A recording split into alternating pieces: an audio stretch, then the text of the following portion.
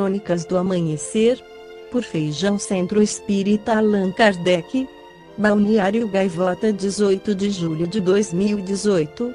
A Marvel mentiu para nós sobre Vingadores, Guerra Infinita Parte 02. Aviso: se você não quiser saber quem morre em Vingadores, Guerra Infinita, não continue lendo. Você foi avisado. O que acabou de acontecer? Para os fãs do universo Marvel, morte nunca significou realmente morte. Nós já vimos Loki morrer e voltar à vida um monte de vezes. Bucky Barnes e Nick Fury foram dados como mortos em várias ocasiões, somente para também serem trazidos de volta à existência no universo cinematográfico Marvel. Mas, desta vez, deveria ser diferente. No lançamento de Vingadores, Guerra Infinita, os diretores trataram o filme como um capítulo final. Kevin Feige, chefe da Marvel, falou sobre as mortes do filme serem reais desta vez. Em uma entrevista no dia 22 de abril, véspera da estreia, pedi aos roteiristas Christopher Marcus e Stephen Fielding para que definissem a morte nesse recente projeto. Morte é morte, disse Fielding. Quero dizer, somos sensíveis a isso, e o universo Marvel brinca com isso de tirar alguns personagens de cena e depois colocá-los de volta para o público de uma outra forma. Se dermos adeus a alguns personagens, daremos de forma permanente.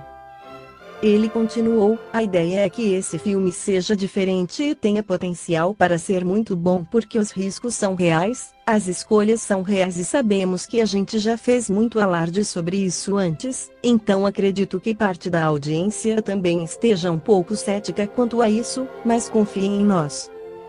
Entenderam? Permanente, ele disse. Pode confiar, ele disse. Então eu me assustei no cinema quando alguns personagens viraram pó. Loki, já nos primeiros minutos do filme, você está de brincadeira comigo, Gamora, lá pela metade da trama, como assim?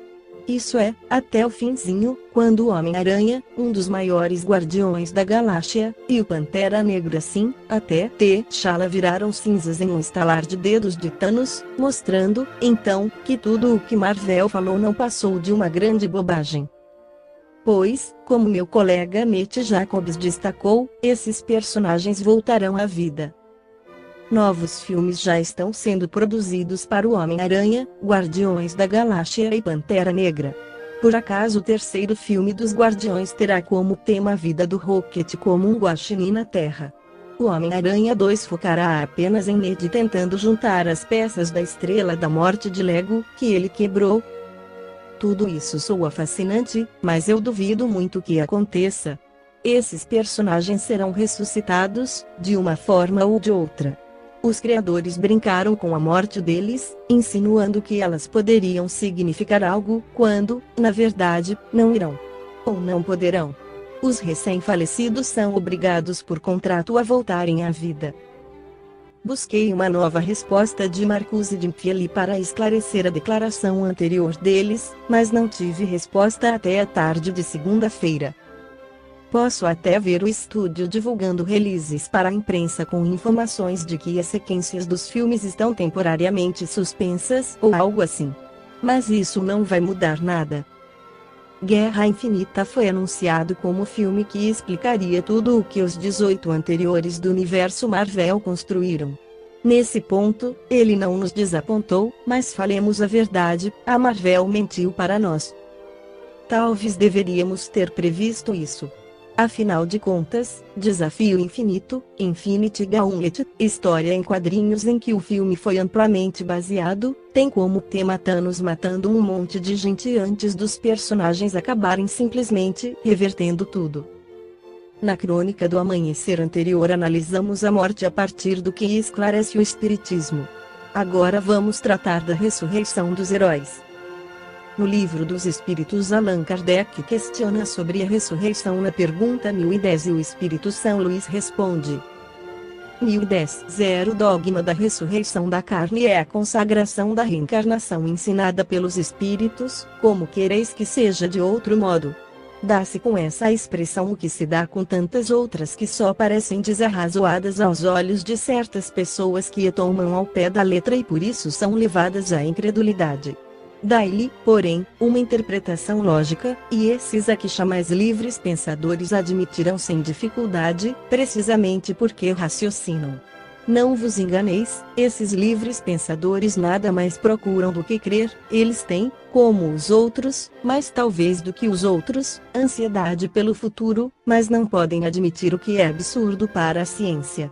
A doutrina da pluralidade das existências se conforma à justiça de Deus, somente ela pode explicar o que sem ela é inexplicável. Como quereríeis que esse princípio não estivesse na religião? 1010 Então a Igreja, pelo dogma da ressurreição da carne, ensina a doutrina da reencarnação? Isso é evidente. Essa doutrina é a consequência de muitas coisas que passaram despercebidas e que não se tardará a compreender nesse sentido. Dentro em pouco se reconhecerá que o Espiritismo ressalta a cada passo do próprio texto das Escrituras Sagradas.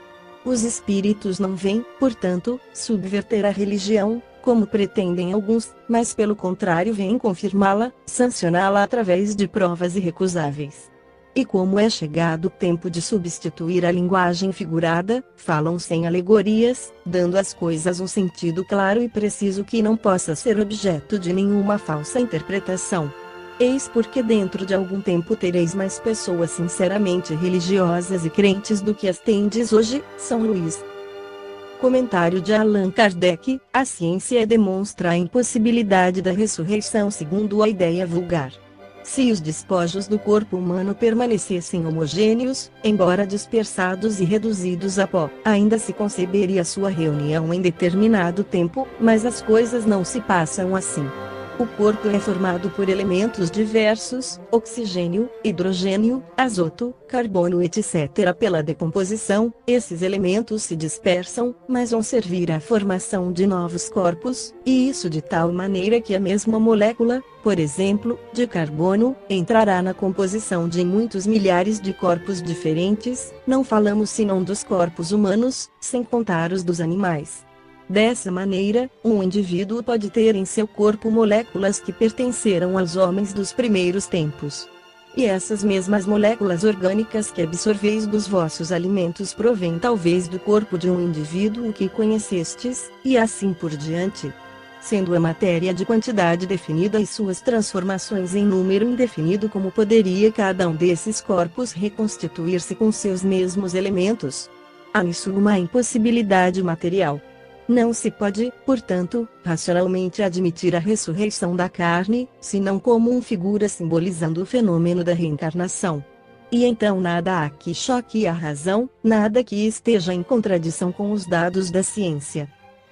É verdade que, segundo o dogma, essa ressurreição não deve ocorrer senão no fim dos tempos, enquanto segundo a doutrina espírita ocorre todos os dias. Mas não há também nesse quadro do julgamento final uma grande e bela figura que oculta, sob o véu da alegoria, uma dessas verdades imutáveis que os céticos não rejeitarão quando forem conduzidas à verdadeira significação? Que se medite bem a teoria espírita sobre o futuro das almas e sobre a sua sorte, em consequência das diferentes provas que devem sofrer, e se verá que, com exceção da simultaneidade, o julgamento em que são condenadas ou absolvidas não é uma ficção como a pensam os incrédulos. Consideremos ainda que ela é a consequência natural da pluralidade dos mundos, hoje perfeitamente admitida, enquanto, segundo a doutrina do julgamento final, a Terra é considerada como o único mundo habitado.